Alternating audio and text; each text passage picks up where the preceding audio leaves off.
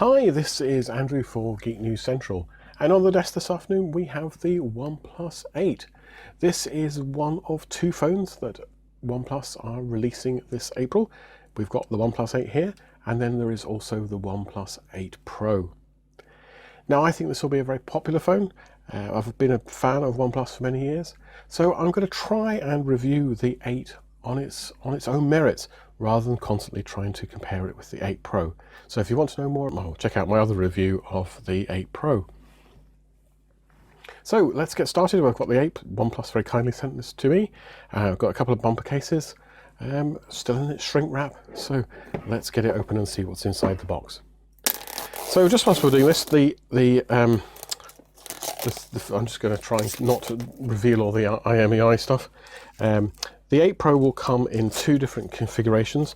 There will be there's an 8GB version that comes with 128 gigs of storage, and then there, as you can see here, there's this one here, this glacial green one, that will come with the 12 gigs and 256 gigs of storage. It does come in two colours. I think they're called something like Onyx Black, and this one here is, once we get it open, you'll see is the glacial green. There is going to be a third colour, but it won't be available in the UK as far as we know at this time, and it's called something like Interstellar Blue or something like this. Oh, it's just coming slowly, sucking its way out. Right, so here we have the phone, and these things can sometimes be a bit tricky to get out, so forgive the fumble fingers. So it looks like in the box, let's just move these to one side.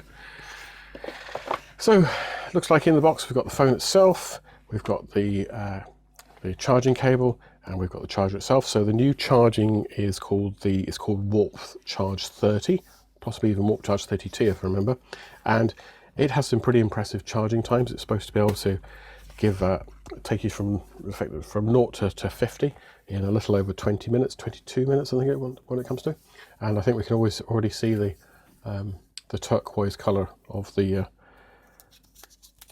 OnePlus 8. I'm just going to get this off. Very nice. And I'm just going to find my, if you just hold on a second, I'm just going to find my IMEI sticker. I never know how much this is really needed, but it would seem to be good practice.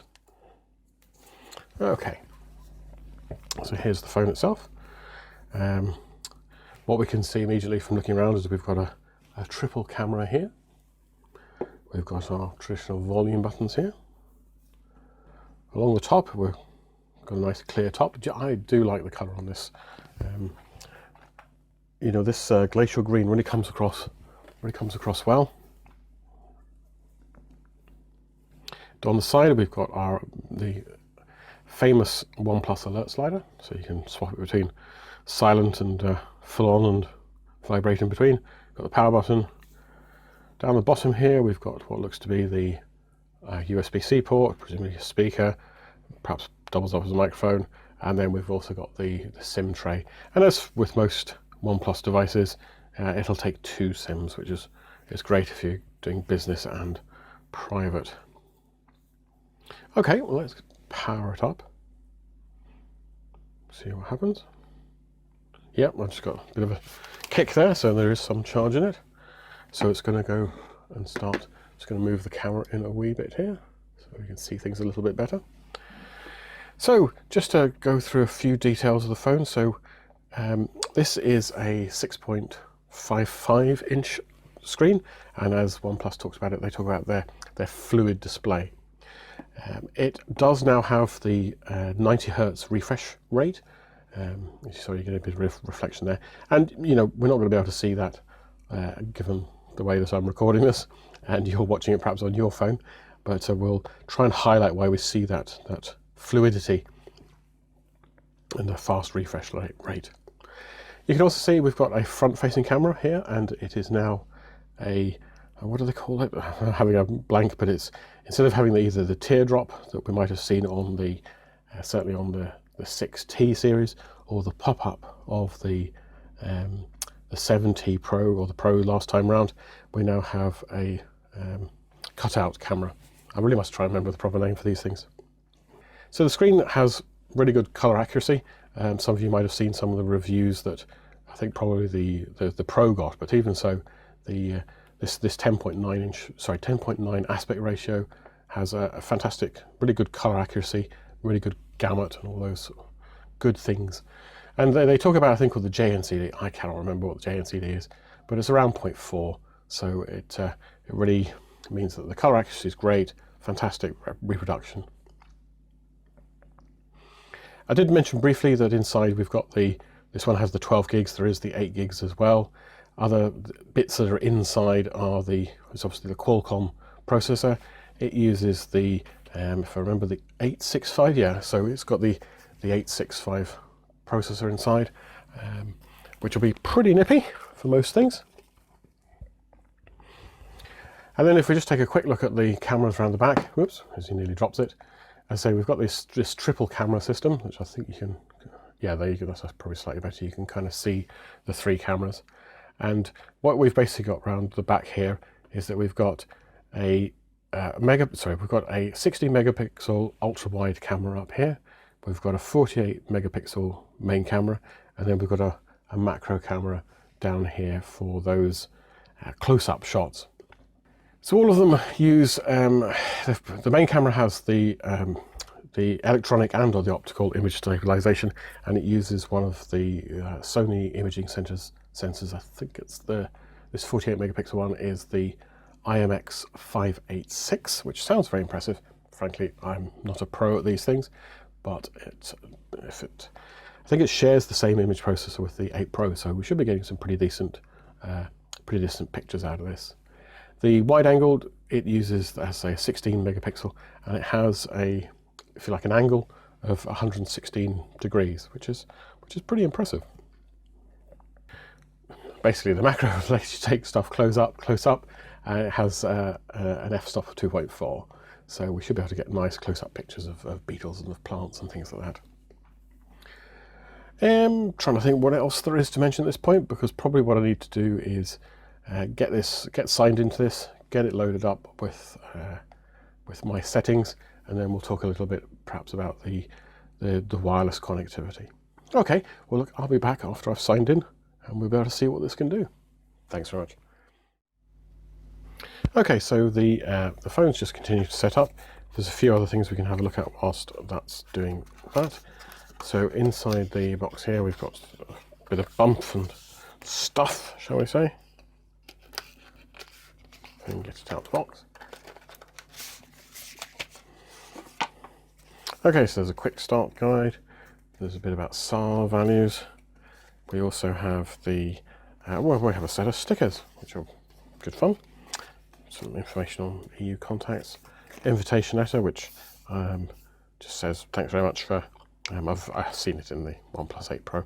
So it says thanks very much for buying a OnePlus, and great that you're a member of the community and all those kinds of good things. And down the bottom we've got a pin for the SIM tray. So just to show you how that works, if you haven't seen it before, you obviously just push that in here and the SIM slot will pop out. There we go. And as I mentioned before, the OnePlus 8 will take 2 SIMs, and you can kind of see that it does it. Rather than doing it perhaps by side, which you might have seen on previous OnePluses, you actually kind of get them back to back. So you clip them in. There you go, so you can see that. So I'll just pop that back in again. Not that exciting, I know. There we go. So it's just carrying on here. Just go for that one for a change. Oh, I'm not really a gesture person. That's good. That and right. Leave that to. Oh, we go with 1+1. Okay, so now that's my background. It's copied over information from from one of my backups in the Google Cloud. So it's doing all of that nicely. So one of the features that we've got actually in the new Oxygen OS version is this idea of dynamic backgrounds, and they're pretty impressive actually. So let's just go into settings and set one of those, because they are a new feature and they are quite impressive. So here's wallpapers, and here's one of these new dynamic wallpapers. And what happens is that as you do things, There's a whole load of other customization, but let's go back to the wallpaper. As you do things, the wallpaper morphs. See how it changes there? I'm trying not to get a reflection of the... And it does it when you turn it off. If I turn it off and turn it back on again, see it swishes in. Do it again. It's pretty impressive. It looks, I'm not sure how well it actually comes across in the video, but it looks really good in real life. Okay, and just whilst that's doing that, we also didn't get a chance to look at is the two new covers.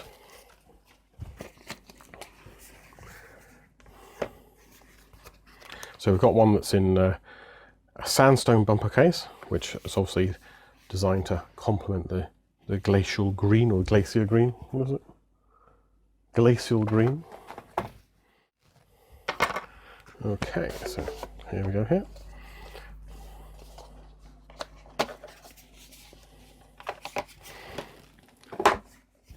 And yeah, it does have a rough texture to it, so it's going to be a bit more grippy than perhaps the rough back here. So let's just pop that in there. So it's just going to slip in here, hopefully. That's it.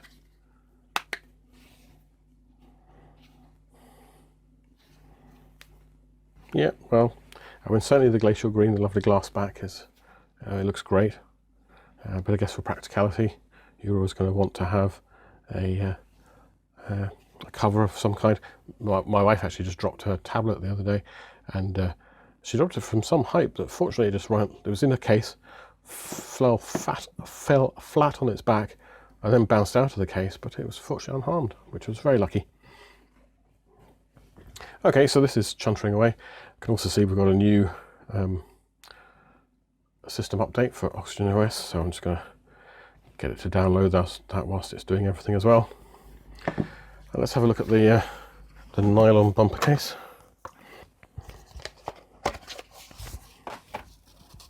Okay, that's quite nice. It's kind of it's like a fabricy texture to it. Got the OnePlus logo there.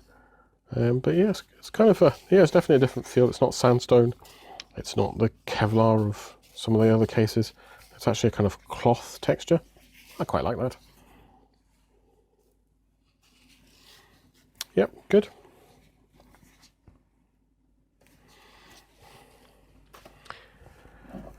Okay, whilst that's still downloading, let's talk a little bit about let's get rid of that right here. Let's just talk a little bit about connectivity. So OnePlus has gone all in on 5G.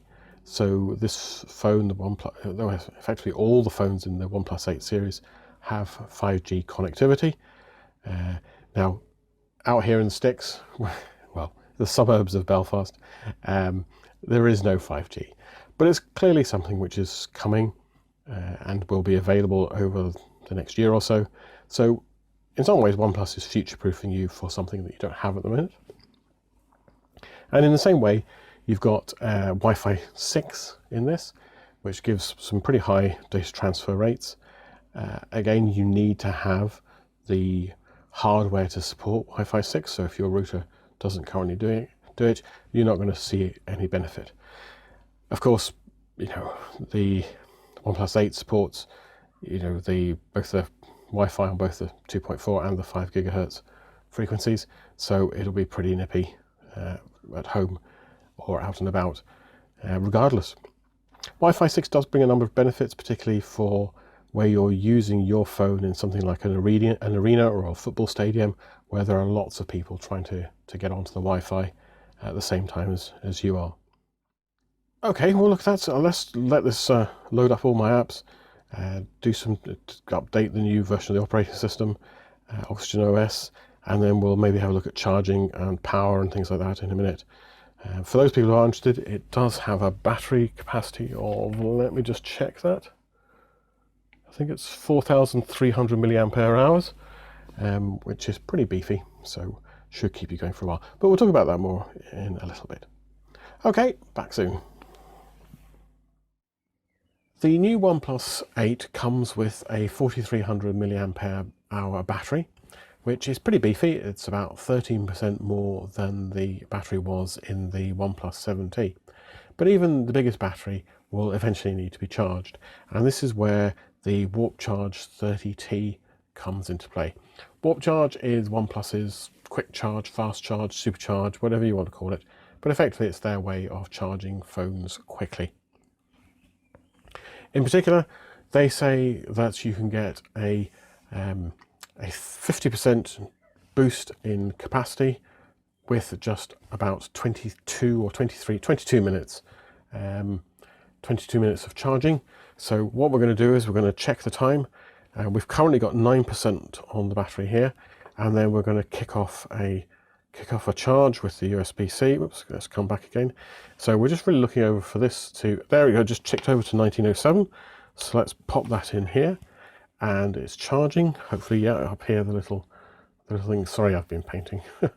You can see the little sort of lightning bolt or electric sparks come on, and it's charging away. So really what we're looking for is that when we come back at around 1930, if my maths is right, we're looking for a figure. It's just gone up from 9% to 10%, but really we're looking for a figure around 59 or 60%. Okay, so look, I'm not going to make you wait 20 minutes, so let's come back in a little while.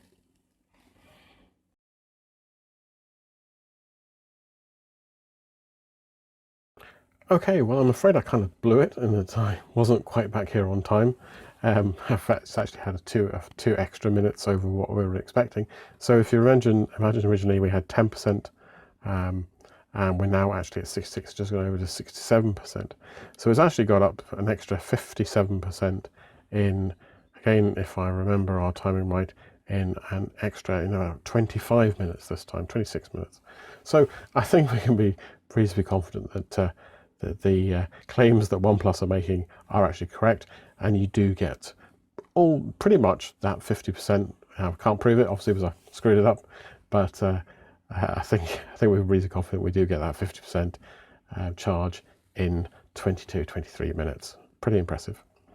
Other things to talk about here is that the new Oxygen OS in the OnePlus 8, it has what this calls battery optimization, optimized charging. I think we've learnt over time that batteries don't perform their best in terms of longevity if they're constantly charged to 100%. So what the Oxygen OS tries to do is that it uses your work patterns to estimate when it needs to start charging in order for you to have that 100% charge when you need it. So for the sake of argument, if you start work at 7 o'clock and it takes, based on its estimates, it's going to take about an hour for it to reach that 100%, it's going to start charging at 6 in the morning or thereabouts. Now you can turn that feature off if you need to, if you know that, say, you're going to be catching a flight at 3 in the morning and you want the phone fully charged before you go, you can turn that feature off so that you're fully charged for getting to the airport. So I think that's quite impressive. We looked at the charging and it's continuing to rapidly charge here. I would say, based on some experience with the OnePlus 8 Pro, you're pretty much going to get a full charge in a little bit over an hour. Okay, we'll be back soon for more. Thanks. Hi, this is Andrew, and just before I clean up the phone for the final review, I just wanted to point out a little issue that I've been having with the OnePlus 8, and that is really that it seems to collect an awful lot of dust. I don't know if you can just see it here. I'm trying not to get too much reflection, but there's a bit of dust here, and there's quite a bit of dust up here as well. And what I've come to find is that, I suspect it's probably the screen protector, is that it does seem to attract a lot of this very fine dust. And it seems to only affect the 8 and not the 8 Pro. So it's just something to be aware of. And yes, I'm sure over time, probably different screen protectors will come out and you'll be able to peel this one off and put a new one on. But it has been kind of bugging me for the past week or so that I've been having the 8 for review. So look, I just thought I'd mention that. You can make up your own mind whether it's a big deal or not. Back soon. Hi, this is Andrew for Geek News Central, and we're back with the OnePlus 8 after about a week of using it. I've been quite impressed with the phone. Its performance is great. It has a fantastic look. There's very little not to like. As I've mentioned perhaps in a previous segment, the only issue that I have had is with dust collecting on the screen, but I've given it a good clean for this review, so all should be well. In terms of performance, the Snapdragon is a fantastic processor. This is really quick, and I've been, as you can see, there's X-Plane here and there's Call of Duty, we'll see there, but just to look at how quickly the screen, and I mean obviously the you know, the 90 Hertz refresh here helps a great deal, but it is just really nippy. Now the only strange thing that I have noticed is that if I just actually look at the history in here, is that the OnePlus 8 seems to be outperforming the OnePlus 8 Pro. I have no idea what's going on here, but if you look at all of these single cores typically around 915, 912 there, and the multi-core is usually, there's a 333, 3361, 3395, you know, it's in that sort of ballpark. Now I happen to have the 8 Pro here, and if I go back to, again, to the history on it, you can kind of see that its single core scores are in the range of about 900, 894, and again the multi-cores are typically in the kind of 333, 330s, and I have no explanation as to why this is the case, but I thought I'd just mention it.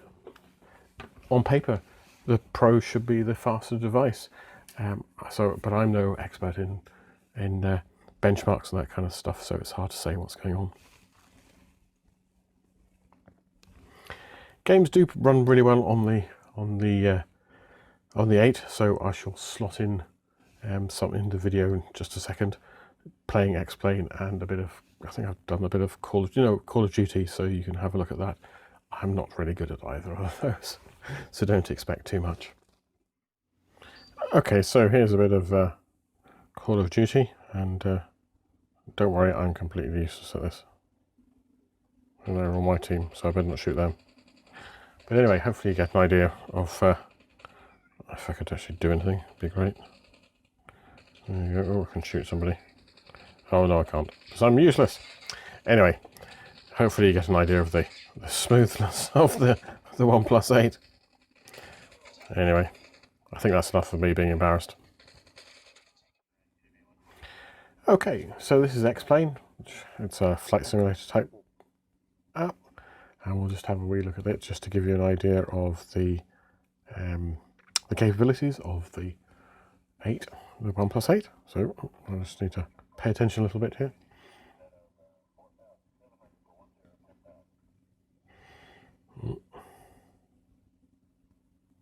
So hopefully we've just got a bit of enough speed to get us off the ground. Yep. There we go, we're just up on the way. And it's quite a nice little app. If you've never seen it before, little flight simulator, you get lots of different views. If I show you, there's a little plane taking off. You can see the airport there. Exterior view. You usually get usually there's a hero view. I'm not sure where it's gone. Here it is. There we go. I better just, I don't know if you can quite see it, but there's the little plane there. So it's quite nice to tap, and it works really well with the OnePlus 8. I'm probably going to crash in a minute, so let's get out before I do. Oh, there, I crashed. The display is lovely, and there are some great features. If you look, I'll just turn the phone off and turn it back on again. You do get this lovely dynamic background going on in the background, and watching Netflix or whatever your service provider of choice is, everything looks really good. The colour's excellent. The brightness is great. I know that the 8 Pro is potentially a little bit brighter, but on a day-to-day basis, there's no problems at all. You're never going to notice the difference. The look, as I say, we've got this lovely green. The colour can change depending on what light conditions you're under. You've got this lovely glacial green on the back. It's fantastic. Now there are a range of cases, and I think I'll just run through those again. This is actually obviously a case from the Pro with the extra cutout, but there's this carbon fibre effect one. There's this nylon bumper case, and then there's the ones that are a throwback to the early days of OnePlus with this sandstone finish, and it goes well with the background if you're wanting to keep a colour that's roughly the same as the phone itself. As I think I said in the introduction, this is a glass background, so glass back, so you just need to be a wee bit careful about what you do. Price wise, the bumper cases of the sandstone ones I think are £22.95, that's GB pounds. You've got the nylon one, it's around £27 or £28, £27.95, and then the carbon one is actually priced enough at £36.95. So take your pick and choose whatever you want. You definitely do need a case, if only just to stop the lens, the bump of the lens scraping on the desk or whatever it is. So there's a couple of features we can also talk about. The phone is, how should we say, digital assistant agnostic, so that either if you're in the Google house, when you hold down the power button you get the Google Assistant, or as you saw there, you get the Amazon Alexa Assistant. Charging is fantastic. You really do get the times that OnePlus suggests. So I think it's about, you'll get a 50% charge in around 22-23 minutes. Again, I had a wee demo of that. I think I missed the end of it.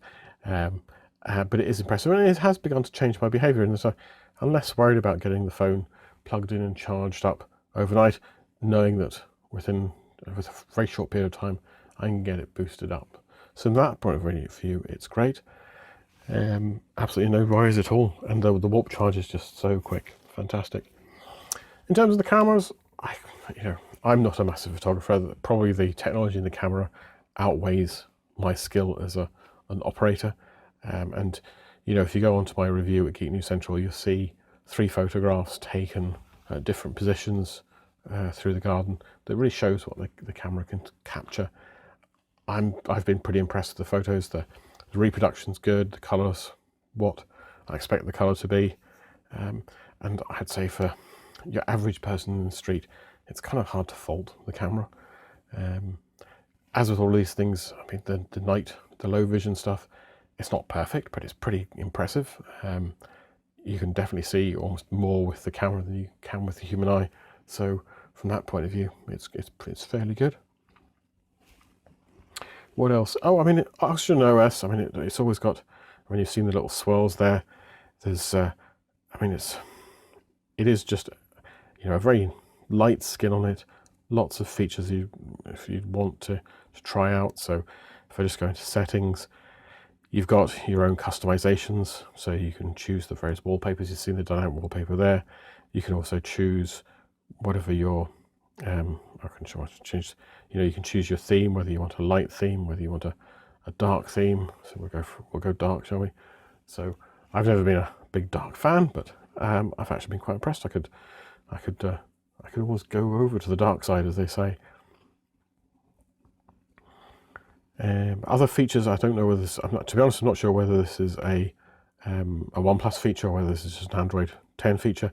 But you do have this dual network acceleration where the phone can use both Wi-Fi and I was going to say the 3G signal, but the 5G signal when they're available. So you goes even faster, as they say. I mean, other things that I like about OnePlus and the launcher is you've got your hidden space over to the side. So normally the scrolling's up and down, and nothing happening here. But with a quick flick over to the side, you can potentially have some hidden applications in there. Maybe if you're thinking of your banking applications and stuff like that. It's quite a neat little trick. There are other ways of accessing it. If I remember, you do a kind of like a pinch to zoom, and that gets you into your hidden spaces as well. I'm just trying to really think what else there is to say. I mean, it is a lovely phone, there's no doubt about it, and I do like the swirl. You can see some of the other games I played, Galaxy on Fire, quite like that. And I'm doing a little review for somebody else as well. But that's it. So, I mean, in summary, this is it is a really good phone, and it's always going to be up with comparison against the 8 Pro. So in terms of pricing, let's just get backlogs. Oh, and you can see how quick the thumbprint sensor is there, or the fingerprint sensor is there, just straight in.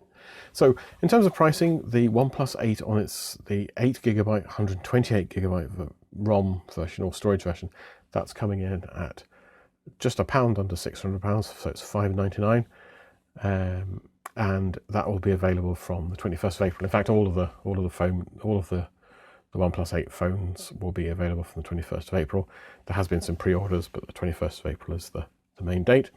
This particular version, which is the 12GB version that comes with 256 gigs of storage, it's an extra £100 at £699.